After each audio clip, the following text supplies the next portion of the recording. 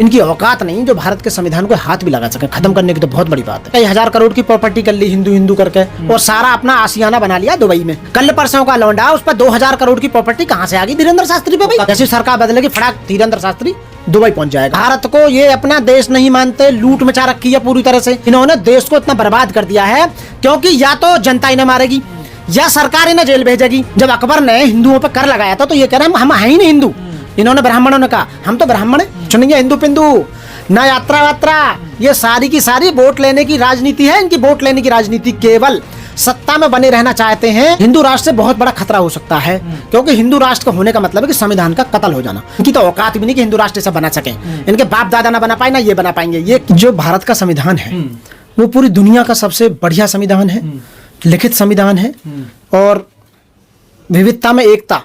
भारत के अंदर विभिन्न विभिन्न धर्मों के लोग, विभिन्न जातियों के लोग यहाँ रहते हैं, अपने अपने हिसाब से त्योहार मनाते हैं, अपने अपने हिसाब से अपने जो धर्म के हिसाब से काम करते हैं। तो ऐसे ही ये हिंदू धर्म है।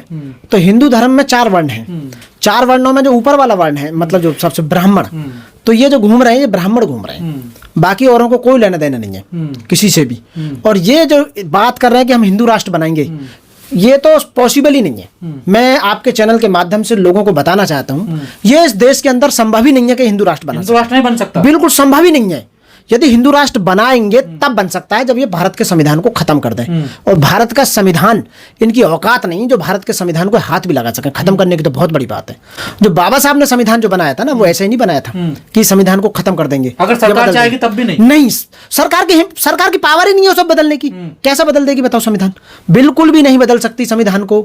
यदि संविधान बदलते हैं तो उसके बाद कहीं हिंदू राष्ट्र की सोच सकते हैं क्योंकि यहाँ जो लोग है ना, यहाँ एक ही धर्म के लोग नहीं रहते हैं। ये जो ड्रामा जो चलाया जा रहा है, जो बाजीगर घूम रहा है धीरेन्द्र शास्त्री, अनपढ़ 25-26 साल का लौंडा, इसके बस की कुछ नहीं है करना। ये केवल प्रायोजित है और सरकार इसे आगे लेके चल रही है। जहां देश, बड़ा दुर्भाग्य की बात है जो देश का प्रधानमंत्री ये कहता है धीरेन्द्र शास्त्री मेरा छोटा भाई है। तो यार बताओ कमाल की बात है। इसका मतलब तुम मुझे बढ़ा रहे हो। और प्रधान आपने कहा कि ये संविधान के खिलाफ है, कई कानून जानकार भी कह रहे हैं संविधान के खिलाफ है। या तो बिल्कुल कार्रवाई क्यों नहीं हो रही? बिल्कुल कार्रवाई इसलिए नहीं होनी है क्योंकि कार्रवाई करने वाले ही वही है।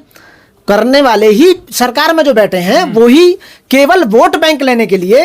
आजकल तुमने देखा होगा बिहार में इलेक्शन चल ही रहा है तो उसमें बेनिफिट लेने के लिए ये हिंदू हिंदू हिंदू हिंदू एक वर्ड को लेके आ रहे हैं बार बार। ये हिंदू है ही ना। ये जो जा रहे हैं जो यात्रा निकाल रहे हैं ये वास्तव में हिंदू नहीं है। सनातनियों को जागरूक कर रहे हैं, वो एकजुट कर रहे हैं। मैं कह रहा हूँ ये हिंदू नहीं है। ये पलटी मारते रहते हैं। इन्हें राज करना केवल इनके, ये हमेशा सत्ता में बैठे रहना चाहते हैं। ये चाहते हैं कि भारत देश पर हम खुद राज करें और यहाँ के जो मूल निवासी हैं, जो बौद्धिस्ट हैं, यहाँ के लोग जो ओबीसी 85% है वो पूरा बौद्धिस्ट है, SC ST जो बौद्धिस्ट है उसे गुलाम बनाना चाहते हैं। पर जो बात आप लोग कहते थे, जो आपकी मांग रही है बरसों से कि जात पात खत्म होनी चाहिए देश से, वही तो धीरेन्द्र शास्त्री कर रहे हैं। देखिए तो जात पात की विदाई कर रहे हैं। वो जात पात की विदाई नहीं हो सकती ना। सारे जितने भी आय के साधन हैं इन 15% लोगों ने अपने काबू में कर लिए हैं और आज कह रहे हैं जात पात की विदाई। जात पात की विदाई तब होगी जब जाति के हिसाब से आय के साधन समान अनुपात में बांटे जाएंगे। आप बताइए आपके पास इतनी संपत्ति कैसे आ गई 75 साल में? मेरा जवाब ये है, सवाल ये है, आप बताइए आप एक चंद लोग इस देश के मालिक क्यों बन गए? इतना पैसा एक ही आदमी के पास, अडानी के देखो ना, अडानी को कितना बढ़ाया गया। गुजरात का रहने वाला है, उसको इतना बढ़ा दिया गया, पूरे देश की संपत्ति उन्हें दे दी गई, प्राइवेटाइजेशन कर दिया गया और रिजर्वेशन को खत्म किया जा रहा है। और अपना रिजर्वेशन इन्होंने जो सुदामा रिजर्वेशन है वो बहुत जल्दी लागू करा दिया। ये कह रहे हैं कि जात पात की विदाई करो, सब है हिंदू, सब भाई हिंदू हैं। तो क्या जो 4 शंकराचार्य बनते हैं क्या उसमें से कोई SC ST वहां भी कोई पद मिलेगा? नहीं, किसी को कोई पद नहीं मिलेगा। जब सब हिंदू हो जाएंगे तो क्यों कोई पद नहीं होगा। जो हिंदू हैं वो दलित भी तो हिंदू बना रखे हैं इन्होंने। जिनको मारते हैं आज, जिनके बहन बेटियों के साथ रेप करते हैं, जिनकी लूट करते हैं, जिनकी जमीन छीनते हैं, कौन है? यही तो कर रहे हैं अपने ही लोगों के साथ। एक हिंदू धर्म में इतनी बड़ी विडंबना है, इतना बड़ा कंट्राडिक्शन है कि ऊपर वाले लोग नीचे वाले हिंदुओं को मारते पीटते रहते हैं, उन्हीं की जमीन जायदाद को छीनते हैं, उन्हीं बच्चों के साथ में रेप करते हैं, उन्हीं के साथ में शोषण करते हैं। ठीक है ना, तो वो अपना मानते नहीं है। तो ये हिंदू राष्ट्र की कल्पना बिल्कुल गलत है। बिल्कुल गलत है, संविधान में बन ही नहीं सकता। बाबा साहब ने कहा था संविधान, ये मैं लिख के जा रहा हूं कि ये हिंदू राष्ट्र कभी नहीं बनेगा और ना ही बनने देना इस राष्ट्र को कभी भी हिंदू, क्योंकि हिंदू बनने के बाद ये देश बर्बाद हो जाएगा। भारत धर्मनिरपेक्ष है। हाँ, धर्मनिरपेक्ष देश है और संविधान ये कहता है कि सरकारें किसी भी एक धर्म को प्रमोट नहीं करेंगी जो ये प्रमोट कर रही हैं। ये केवल वोट बैंक का नजरिया। मैं आपके चैनल के माध्यम से जनता को ये बताना चाहता हूँ, अवगत कराना चाहता हूँ, ये कुछ नहीं है हिंदू पिंदू, ना यात्रा वात्रा, ये सारी की सारी वोट लेने की राजनीति है। इनकी वोट लेने की राजनीति, केवल सत्ता में बने रहना चाहते हैं और 2.5 यानी कि 250 लाख करोड़ रुपए इन्होंने कर्ज ले लिया है, पूरे देश को बेच दिया इन्होंने। मैं बता रहा हूं, आप देख लें, उठा के गूगल में लिख के देख लें कि भारत पर कितना कर्ज कर दिया सन 2014 से लेके। सन 2014 में 55 लाख करोड़ कर्ज था भारत पर, आज इन्होंने 250 लाख करोड़ रुपए कर्ज ले लिया है। हर व्यक्ति को उन्होंने बेच कर रख दिया, गुलाम बना दी। कहां गया सारा पैसा? सब खा गई। पर भारत के साधु संतों की चिंता सता रही है कि हिंदू कमजोर हो रहे हैं, कम हो रहे हैं, धर्म परिवर्तन किया जा रहा है, उनको बहलाकर फुसलाकर लालच देकर। देखिए, जिन संतों को पहले चिंता सताई थी वो तो जेल में पड़े अभी तक। हाँ, मैंने खुद सुना है, वो कह रहे थे प्रधानमंत्री जी, बापू जी का आशीर्वाद मुझे मिलता रहा है, उनके सानिध्य में मैं बहुत प्यार मिलता रहा है। आसाराम, तो आसाराम क्यों भेज दिया उन्होंने जेल में भाई?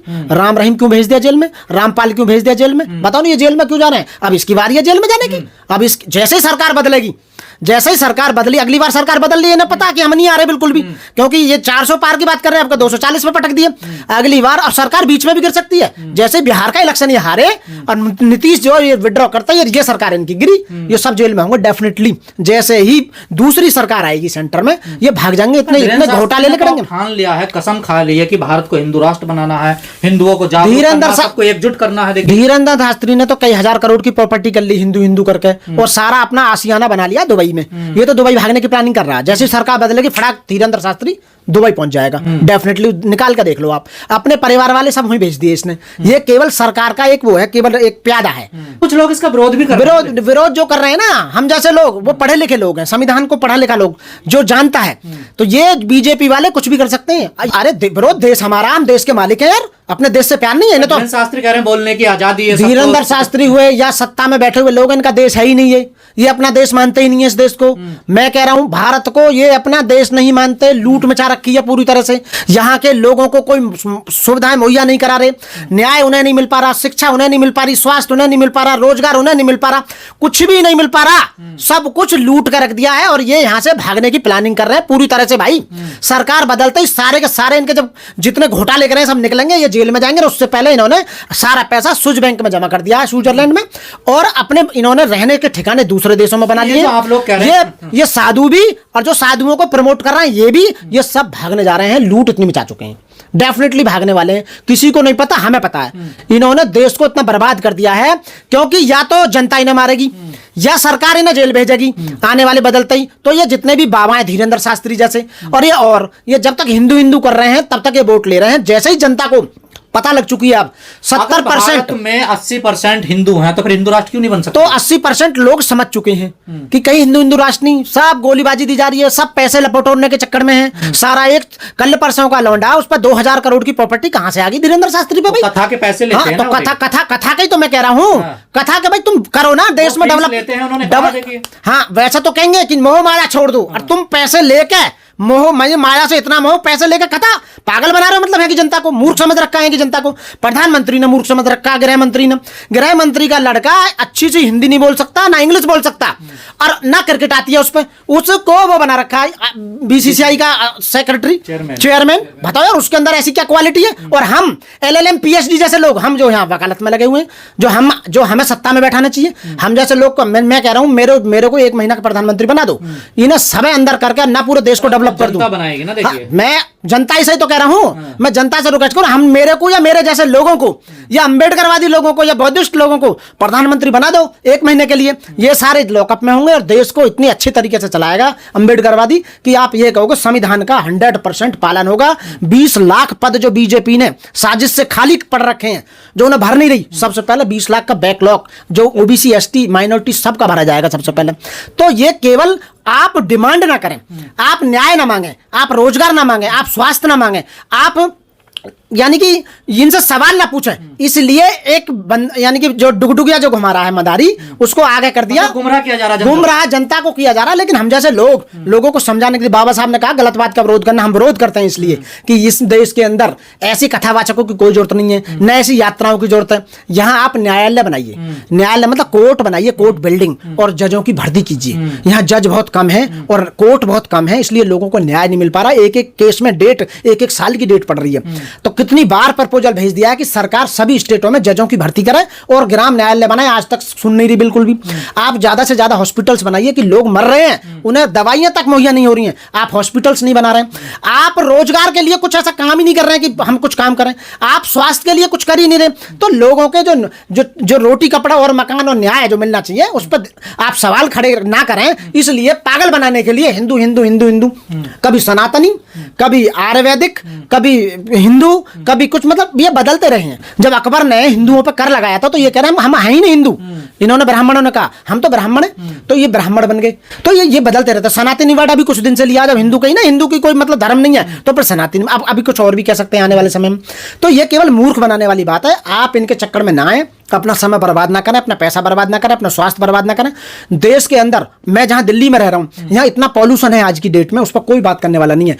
एक आदमी कम से कम 100 सिगरेट के बराबर स्मोक कर रहा है, पॉल्यूशन। बच्चे परेशान हो रहे हैं, उनके फेफड़े सिकुड़ गए हैं, लोगों को कैंसर हो रहे हैं। यहाँ का पानी इतना खराब है, पॉल्यूटेड, वो पानी सही पानी नहीं मिल पा रहा, लोगों को न्याय मिल पा रहा, खाना यहाँ मिल ही नहीं रहा लोगों के, क्योंकि लोग 10-10 हजार रुपए में एमटेक बीटेक घूम रहे हैं। तुमने देश की स्थिति को इतना नीचे ला दिया है, इतना नीचे ला दिया, क्योंकि अनपढ़ लोगों को कह रहे पहले राष्ट्र बचेगा तभी तो कुछ होगा ना। अरे राष्ट्र बचाना जरूरी है। राष्ट्र तो पहले भी था, राष्ट्र तो पहले भी था। जो देश के स्वतंत्रता सेनानी थे, उन्होंने देश को आपके हाथों में सौंपा, इसलिए थोड़ी सौंपा कि इसे बेच दोगे, दूसरों को, देश को बर्बाद कर दोगे पूरी तरह से। तो जिस देश पे 250 लाख करोड़ तुमने कर्ज कर दिया हो, तो तुम्हें देश से प्यार क्या है? प्यार है ही नहीं ना।